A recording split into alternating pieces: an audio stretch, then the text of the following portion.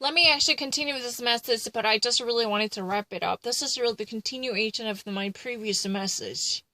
Joe Biden is really the person who just indicates a possible creation of independent judicial panel composed of legal scholars scouted from the prestigious institutions to represent the legal sanctity, which would not be swayed or scathed by the political winds. No matter how gusty the political winds might be, there should be reserved autonomy when it comes to nominating and confirming the next Supreme Court and Appellate Court justices. These are really the actual voices. There had been gaining traction in the legal community, according to one Fox moderator. There had been an association, and the people are really dying to witness this type of persistency in the judicial doctrines. Instead of actually creating a whole new Armageddon, it's really crazy fight between two different parties dying to appoint to someone like them, someone like-minded. Because that would be a generational investment. Think about it. If you actually place someone who might actually serve your purpose, who might actually uphold your judicial philosophy from your party foundation, man, this is really a great deal you just achieved for generations to come. The Roe v. Wade, because in one sense, there is a justice placed inside the Supreme Court, given the lifelong tenure of justices. So one might actually serve for more than 20 years, like 2 decades. In between, how many presidents would actually serve the United States? At least, 5 different. Or, what could actually serve 2 terms, so 3. There could be a whole lot of changes in the political spectrum, or political atmosphere. But this type of politics, raw politics, based upon the human emotion, should actually not meddle in the very sanctity of jurisprudence that might change the constitutional control means interpretation. The way we actually perceive the Roe v. Wade. Then this type of a fundamental scope should never be challenged, simply because there is a different party in charge of the Senate majority, or a different party who just actually somehow managed to make the next president of the United States. That means there should be shock absorber to minimize unfiltered political gust that might harm the judicial prudence or judicial independence. That's what has been suggested. And Joe Biden's idea was really welcomed by many, even actually from the Republican Party. In the first place, they kind of actually like Joe Biden's sincerity. He's not actually at least wearing upon a mask of a liberal radicalism. He actually, suggests that there should be independent and non-partisan. That means a collaborative panel made of legal scholars from both sides. You can actually, have liberal jurists likely to be associated with Harvard or Yale, or you can actually have legal minds from a fairly conservative law school like University of Chicago, pre-checked. That kind of people should be also scouted to balance things out. Or even brilliant legal brains from Notre Dame.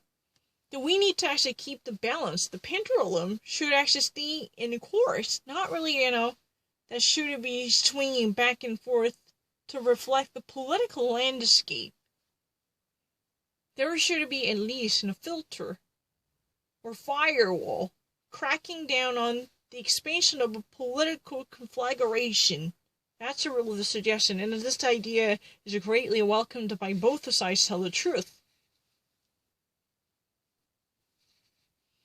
Because in that way, people can actually say that this little life-changing landmark cases can actually reflect the sincerity devoted to people's welfare instead of political loyalty or party fidelity or their ideological dogma. It would be more like, oh, people's welfare. The people who might actually leave this life would actually be negatively influenced by the possible decision that I actually put out. And I mean, this type of priority would be done by justices en banc or in the bench, right? That's what has been said. And there had been also a very disputable altercation that's going on, and it's really debate. In the first place, we need to nullify the lifelong tenure. Once you've been actually placed in the Supreme Court, until you would actually die out, until you actually decide to step down from the seat by making a voluntary resignation, no one can actually hinder you from serving the full tenure, full-time position, up until your death, right? Up until you give up your ghost. Once you get confirmed. This is really the notion. Why? Because the people think that by actually removing or abrogating this lifelong tenure, permanent tenure, people can actually expect less political brouhaha or hubbub created by one void. Think about it. Well, I mean, whenever there is one vacancy, there is a crusader who just really wants to bear the cross by taking this issue to the Calvary, as if they were really born again, either pro-life or either pro-choice. Both the sides are very much devoted to wage another religious war. It's really, and all of a sudden, the political scene would turn its nature into the cultural war battleground. Both the sides would be, no way, if you ever actually let Amy Coney Barrett appointed and confirmed, this means that we're going to actually lose generations by going backwards in terms of abortion laws. No way, this would actually do the greatest injustice to Roe v. Wade. No way, no how. Then Donald Trump, such an opportunist, right? Who just really wants to impose himself as a crusader. Hey, I'm going to actually bear the cross. I'm going to defend the pro-life. If there's any evangelicals out there, if there are any evangelicals out there, you should actually join me. We're going to actually witness a born-again Christianity in the realm of a life's sanctity, the virtue and dignity of a fetal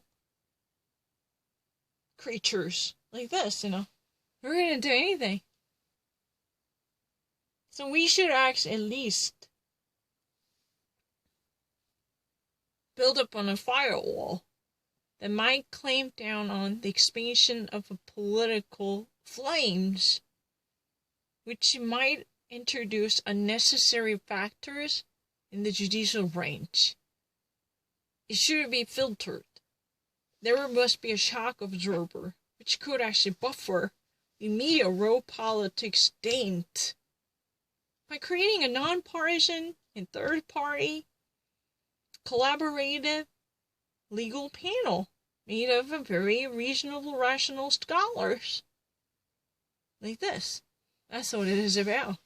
That's really greatly welcomed, and people actually think that this is a very interesting idea.